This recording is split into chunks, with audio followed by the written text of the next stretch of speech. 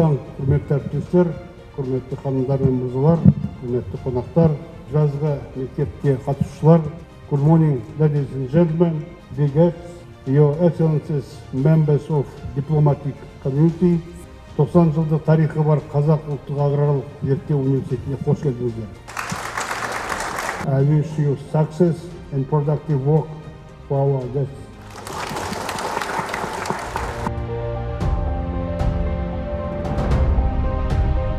Мен бұл жерге Қырғызстаннан келдім.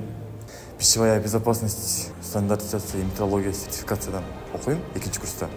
Бүгін келгеніме өте жымықтанамын, келіп жатқаным азыр. Ушундай жетишкендиктерди башка студенттерге да каалайм.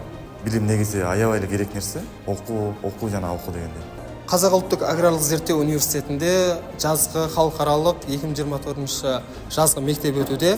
Қатысушыларға сәттілік. Бізге алыс жақын шетелдерден, Ресейден, Өзбекстан, Қарақалпақстан сияқты көршілес елдерден түрлі студенттер, магистранттар келуде.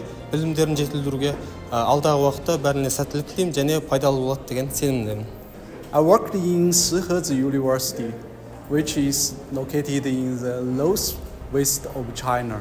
It's a very famous university. Welcome to our university. Our university has many majors like agriculture, biochemistry, so welcome. This conference is very nice. We hope you will hold this conference very well. Thank you. I am coming here to join this international summer school on about of management of forest and land resources, sustainability.